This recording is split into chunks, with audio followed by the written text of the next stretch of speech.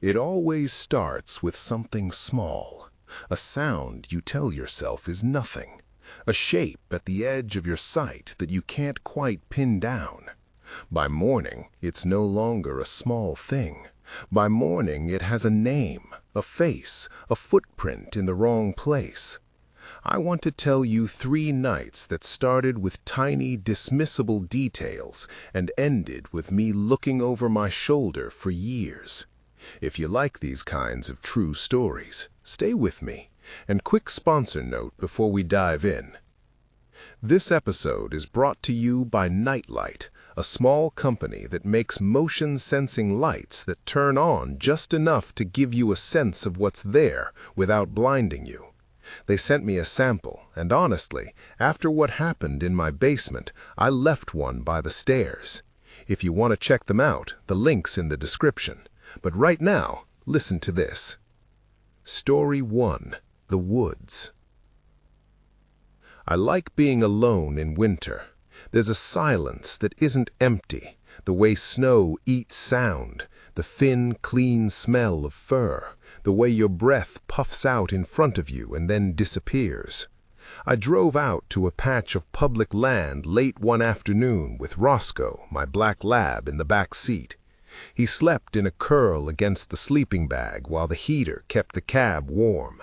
I wanted the kind of solitude that makes you feel like the world has narrowed to only what's within sight and reach. No phones, no people, just the woods and the small, regular work of staying alive for the night. I set camp in a little clearing. Snow lay soft and blue-gray. I pitched a simple dome tent, clipped the rainfly, fed Roscoe, and boiled water over a tiny stove. The whole ritual took me into dusk. That's when the first odd thing happened. A figure at the tree line, just a dark shape, as if someone had pressed a thumb against the curtain of trees. I saw it twice, 50 yards away, then farther off, then gone. At first, I told myself there was a hunter somewhere, or another camper thinking the same as me. I tried the familiar rationalizations. There are deer, there are hunters, there are night shift workers who walk dogs out where you wouldn't expect them. Roscoe noticed it before I did. He lifted his head with a low, uneasy woof and stared at the tree line. His ears pricked. You learn to read a dog in the woods. They hear the wind in a way you don't. He stood up and padded to the tent door and put his paws up on the fabric, sniffing. That small insistence, the way an animal refuses to be fooled, is what made my skin go cold. I unzipped the flap and peered out. The shape wasn't there, just the line of dark trunks and the black, indifferent sky. Night fell. The world shrank to the small halo of my lantern. I unrolled my bed and crawled in, Roscoe's body warm against my calf. I don't generally sleep well in a tent, but something about the snow muffled the usual noises until the footsteps started. At first, I thought they were my imagination, a shift, a settling, a tree sighing in the cold. Then it happened again, slow and deliberate, circling the camp. Not a crunch through thick snow, but soft, precise steps that moved from one side of the clearing to the other, pausing as if whoever was making them was listening. Roscoe went from a nudge to a full-body tremble. He pressed himself against me and began to growl low in his throat, a sound I had only heard when he felt threatened by other dogs. The growl turned to a bark, and then a barking frenzy like someone had flipped a switch. The tent shook where I sat. My hands remembered the small, heavy weight of the gun I always bring when I'm out alone in winter, because you get paranoid and practical at the same time. I'd practiced safe handling. I knew how to check a chamber with my eyes closed. In that moment, the training doesn't matter. Heart pounding, I undid the zipper and pushed the flap open. There was a figure at the edge of the light, just at the tree line, half in shadow. A man, tallish, wrapped too much in layers to see a face clearly. He didn't step closer. He didn't call out. He stood and watched, as if the quiet itself had a person-shaped hole in it and he filled it. I made him out, a coat, the way his shoulders hunched like he was trying to make himself smaller against the cold. For that heartbeat, I thought, maybe it's a lost hiker. Then I noticed the slow, casual rhythm of his breathing and how intent he seemed on watching me. I said, "Hey!" My voice was sharper than I wanted. It cracked a little. I told him we were camping here, and I asked what he wanted. I made the mistake of trying to sound friendly, then covering it with a firmer tone. Roscoe barked again, a warning. The man didn't answer. He took one step away into the deeper trees and melted into the night. He circled the clearing once more, the soft, purposeful steps like someone tracing a line. I called the county sheriff from inside shivering layers of fleece. There was no cell signal. You don't realize how dependent you are on that thin blue dot. I did the only thing I could. I raised my voice, called his presence aloud until restlessness and the cold of sheer exposure took over. I clutched the gun in my lap because literally holding something heavier than the air around you makes you feel steadier. The man never approached the tent directly. He never tried the zipper. But he was there, circling almost casually, listening and watching as if he were the natural owner of the silence. When dawn finally started to gray the east, the figure had gone. I packed up with Roscoe moving slowly, ears still twitching. I left at first light and drove home with the heater blasting because my hands wouldn't stop shaking. For weeks I checked my door, the wheel locks, the back windows. I told myself it was a transient, a strange homeless man, a hunter. The logic helped, but the feeling didn't leave, that I had been watched and circled and dismissed. I slept with a flashlight on the nightstand, and for months any small sound of footfall would send my heart to the top of my throat. I never went back to that campsite. If that gave you chills, wait until you hear the second one. Story 2. The Man in the Wedding Suit. This was different. There's something about cities that makes the uncanny feel more dangerous. In the woods, a stranger is a creature of the landscape. In a city, a stranger can belong to the crowd and still be utterly wrong. I was visiting Charleston to see Mark, an old friend who knows how to laugh things off until you can't. We did the tourist thing, coffee at an old shop, a walk by the harbor, a late lunch at a place where the fans turn lazily on the porch. It was a Sunday, sunlight thin and soft. Everything was normal in a way that breeds complacency. The first time I saw him, I thought it was an art piece. There was a man far across the street in an ill-fitting wedding suit, like someone who'd borrowed clothes from a memory they couldn't wear. The jacket hung awkwardly, the pant legs were a touch too long. He moved oddly, not quite limping, but not walking smoothly either. A slow, measured gait that made him stand out even in a neighborhood of tourists and couples. People streamed around him without a glance.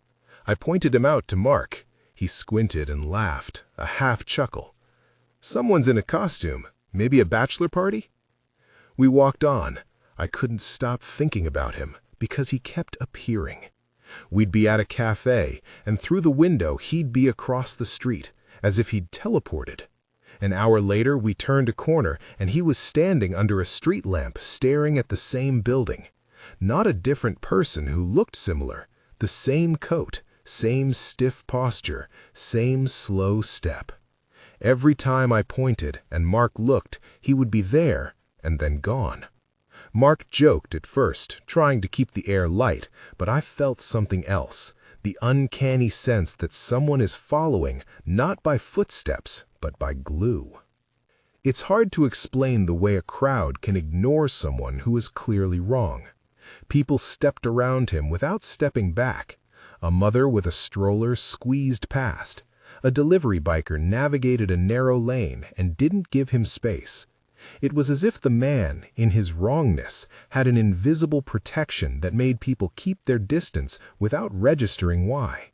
It's the sort of detail that turns into a knot in your stomach after you think about it too long. Later that night, back at the place Mark was staying, I was in the kitchen pouring a drink when I saw him again.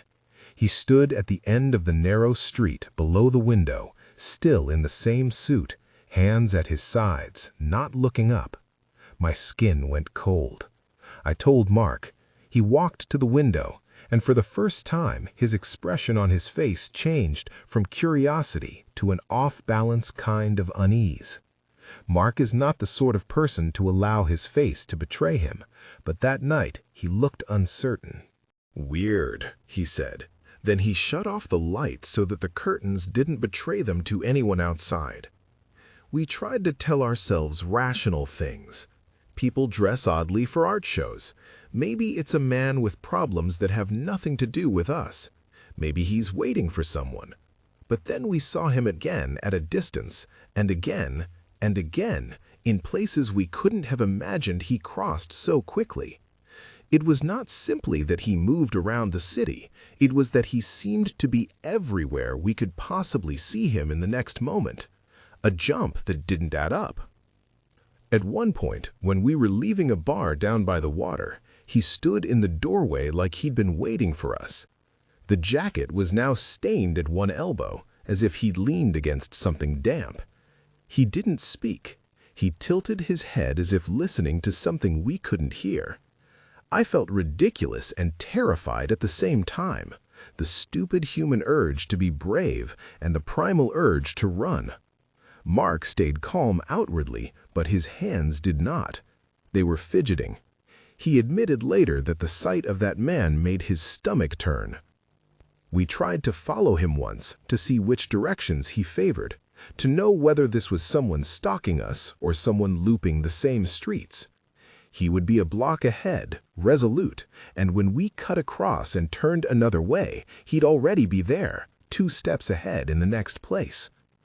At points, the behavior suggested someone else's game or a strange ritual. At points, it suggested something more uncomfortable, a presence that bent space to itself. When I left Charleston, that image stayed with me. The pleated lining of a suit jacket catching a street lamp, the slow, wrong gait. Even now, a man in a suit looks different to me. The weird thing is, you can't decide whether you were being watched by a very sick person, a lonely soul, or something that has no rules that we understand. Mark, a skeptic by nature, admitted later that he had slept badly the night after we left. He said, "I don't know what it was, but I don't like how it follows a person." That one unsettled me in a way that made me question the edges of what I call real. It didn't leave any physical evidence, no footprint, no break-in. It left an image in my head that keeps appearing the wrong way, as if my memory has been edited by something that wants me to look at it and never fully understand why. If you're still with me and want more of these, hit subscribe. I've got more, and they only get stranger. Story 3. The House. This is the one that wrapped itself around my life and wouldn't let go. It was ordinary at the start. Work, a grocery run, a late movie alone because I liked the quiet of a dark theater on a weeknight. Little things crept in. A charger that had been plugged in one night was unplugged the next morning. A door I could have sworn I'd latched with the deadbolt fully engaged. I told myself the usual things. Tired, distracted, absent-minded. Small forgettings are a comfortable place for denial.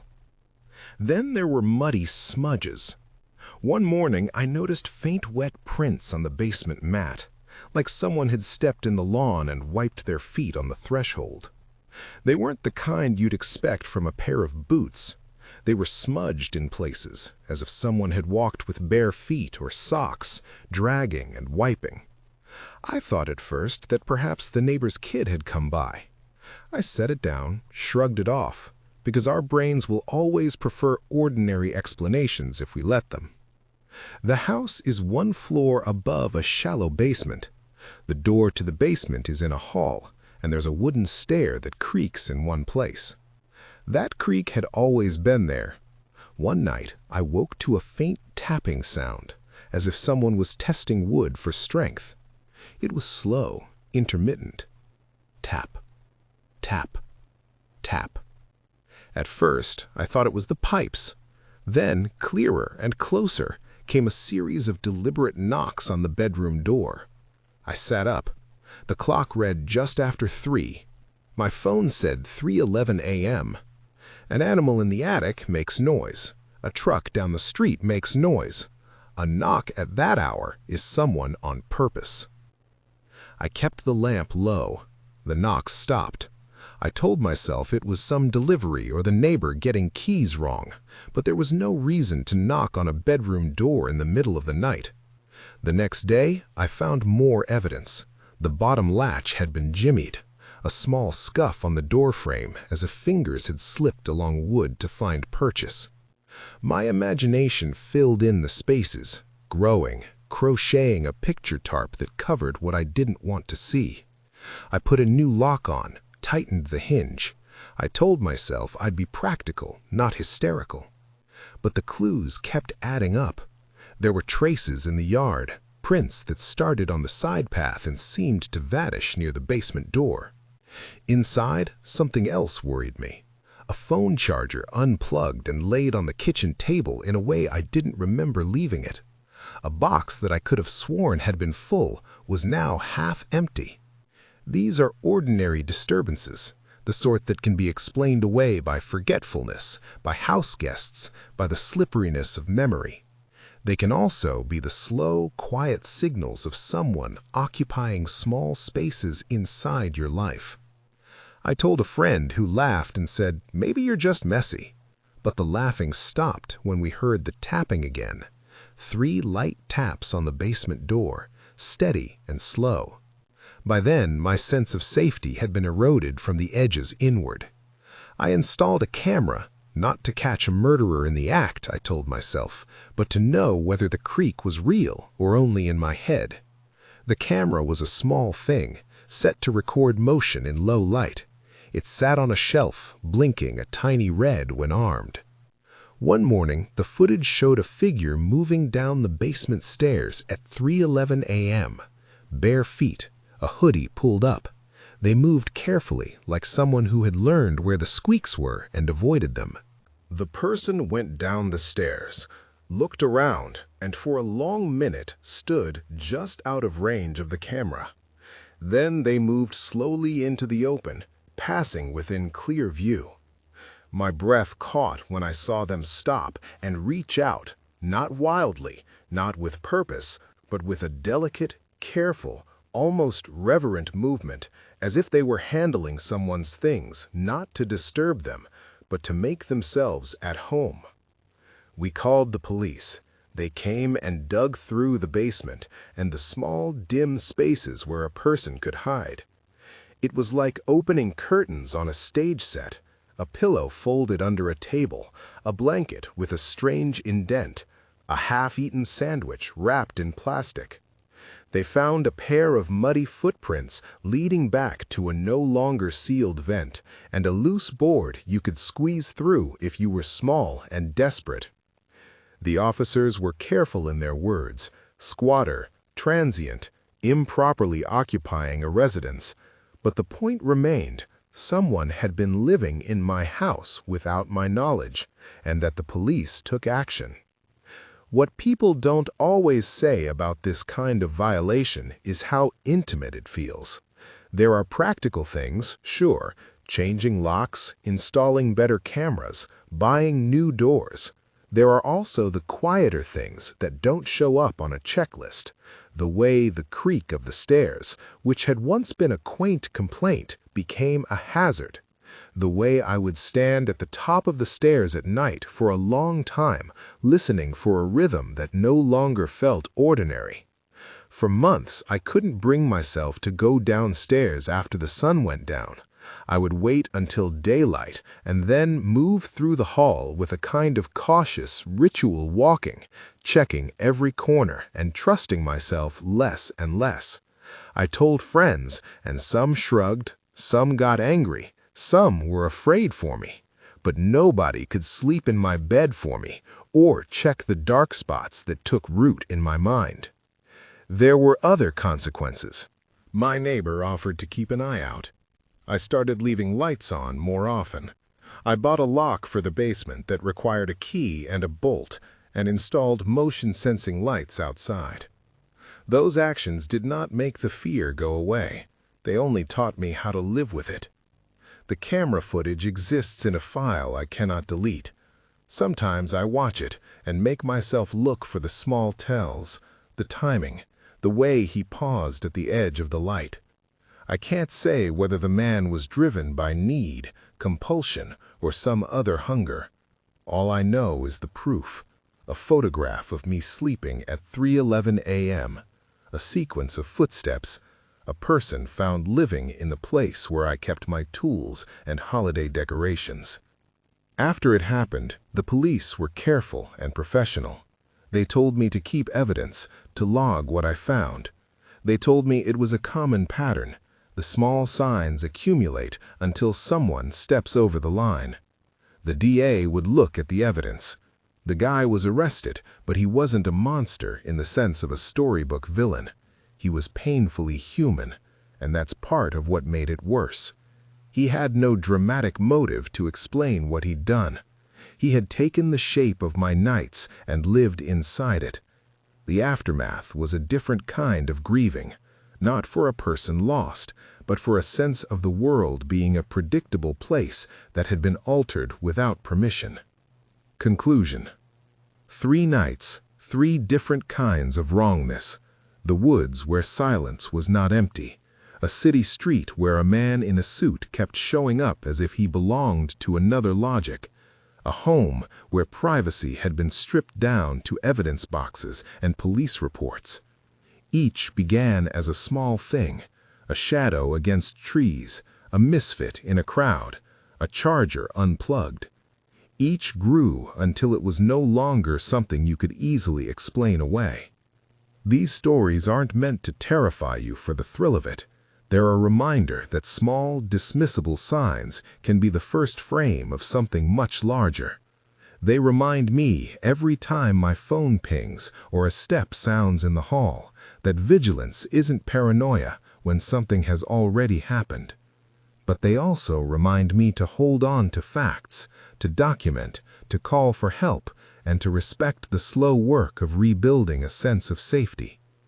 If one thing threads through all of this, it's the way ordinary moments become unsettling when someone or something crosses into the space you thought was yours.